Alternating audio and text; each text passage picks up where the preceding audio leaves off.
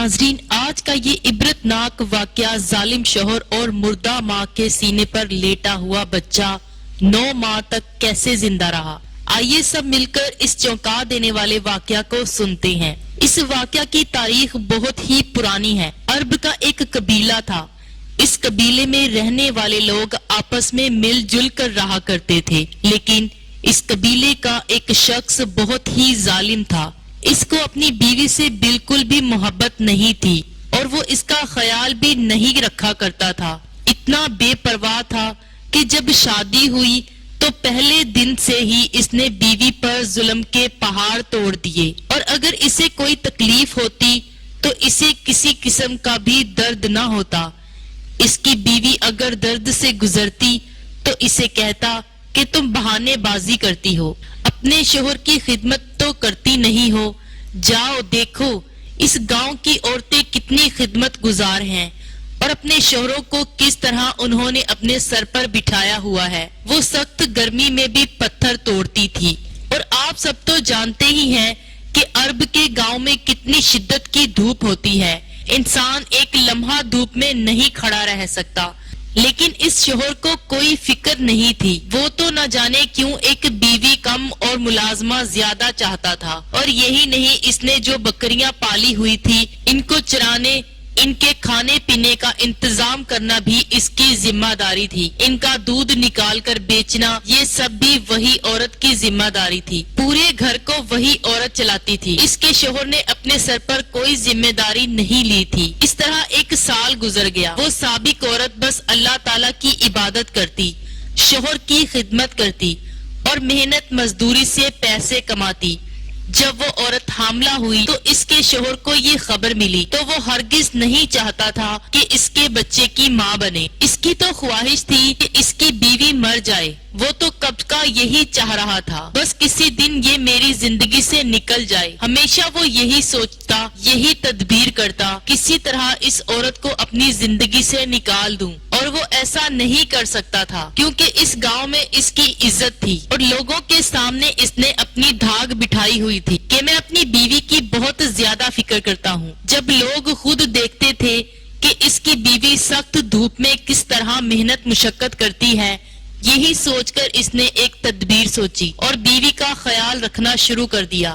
اس کی دل جوئی کرتا کہ میں بہت خوش ہوں تم ماں بننے والی ہو، میرے دل میں تمہارے لیے جو بھی کڑواہٹ تھی وہ نکل گئی ہے۔ بیوی حیران ہو کر سوچ رہی تھی کہ اولاد نے اس کو بدل دیا ہے، اب اولاد اس دنیا میں آئے گی تو یہ مزید مجھ سے مہربانی کرے گا۔ جو محبت مجھے آج تک نہیں ملی، اپنے شوہر کی وہ محبت مجھے مل جائے گی۔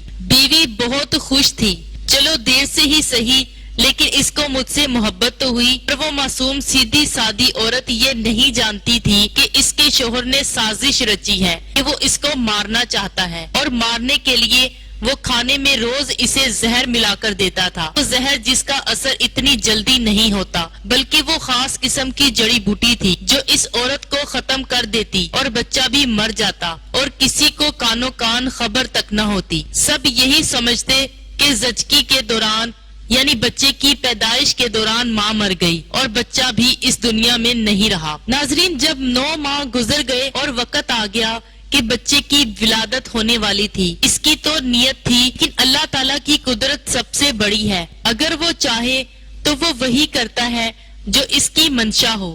جب اس کے ہاں بچے کی ولادت ہوئی، اللہ تعالیٰ کی قدرت کہ وہ مردہ تھا، اور بیوی تو زہریلی جڑی بوٹی کی وجہ سے اس کی پیدائش کے وقت ہی مر چکی تھی۔ اسے کیا معلوم، جسے اللہ رکھے اسے کون چکھے۔ اس نے لوگوں کی باتوں سے بچنے کے لیے بیوی کو اٹھایا، لاش کی بے حرمتی کرتے ہوئے گھسیٹتا ہوا اسے قریبی غار میں لے گیا۔ اس غار میں اس نے لے جا کر پھینک دیا، بچے کو بھی ماں کے پاس چھوڑ دیا۔ اس کے بعد دیکھیے، اس نے جاتے وقت انجانے میں ایک اچھا کام کر دیا۔ جاتے ہوئے بچے کو ماں کے بائیں طرف یعنی دل کی طرف سینے پر رکھ کر چلا گیا۔ یہ انجانے میں ہوا تھا، لیکن وہ نہیں جانتا تھا یہ تو اللہ تعالیٰ کی حکمت تھی۔ جب وہ وہاں سے جا رہا تھا تو دل ہی دل میں بہت خوش تھا کہ اچھا ہوا इस औरत से मेरी जान छूटी। जड़ी बूटी ने अपना काम कर दिखाया, लेकिन अफसोस कि मेरा बेटा मुर्दा पैदा हुआ। चलो कोई बात नहीं, अब मैं दूसरी शादी करूंगा और इससे मेरी औलाद पैदा हो जाएगी। लेकिन जहाँ वो औरत की लाश को छुपा कर गया था, इस बच्चे को भी मुर्दा जानकर चला गया। इसे नहीं मालूम था कि अल्लाह ताला जिसे चाहे जिंदगी दे और जिसे चाहे मौत, जिसे चाहे जिल्लत दे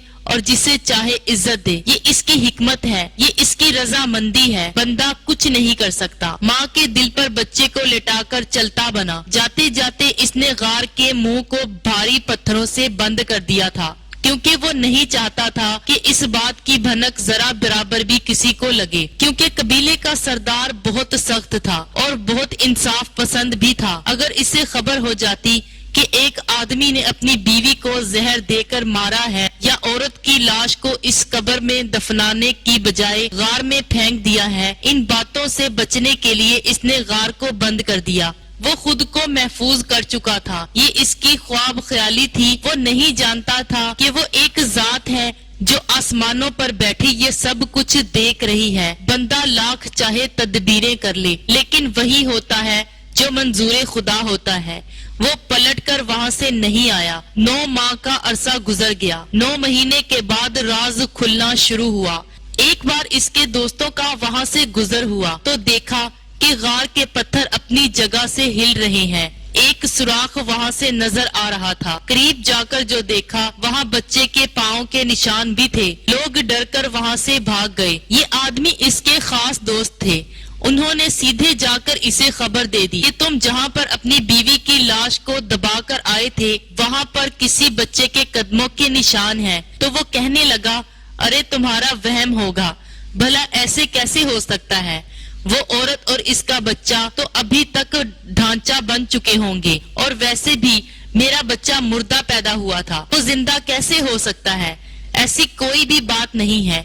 इसके दोस्तों ने लाख इसे समझाना चाहा। जाओ देखकर तो आओ, हमने खुद अपनी आंखों से देखा है। एक शख्स ने नहीं बल्कि 3 दोस्तों ने वो पाँव के निशान देखे, लेकिन इसने इनकी बात ना मानी और बात टल गई। लेकिन फिर कुछ रोज के बाद वो कुछ लोगों की महफिल में बैठा हुआ था।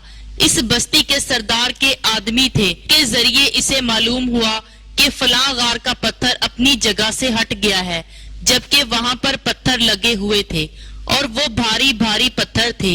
लेकिन ऐसा लग रहा था कि उन पत्थरों को किसी ने आराम से उठाकर वहाँ पर रख दिया हो। इसको अब डर लगा कि अब मेरी बीवी की लाश सब देख लेंगे और सरदार तक ये खबर पहुँच गई तो फिर वो मुझे जिंदा नहीं छोड़ेगा और मैं तो झूठा साबित हो जाऊंगा। ये राज सिर्फ मेरे खास दोस्त को मालूम है। बाकी सब गांव वालों से तो मैंने कह दिया था कि ज़चगी के दौरान यानी बच्चे की पैदाइश के दौरान माँ और बच्चा दोनों मर गए। अब वो जल्दी जल्दी वहाँ पहुँचा कि लोग इस गार के अंदर न चले जाएं। इस गार के पास गया तो इस गार के बाहर बच्चे के छोटे छोटे कदमों के निशान थे और इसकी बीवी की लाश अब तक ढांचा बन चुकी होगी, लेकिन इसका जिस्म बिल्कुल सही सलामत अल्लाह ताला ने अपनी कुदरत कामला से इसके जिस्म को बिल्कुल महफूज रखा, ऐसे जैसे अभी अभी इसकी मौत हुई हो।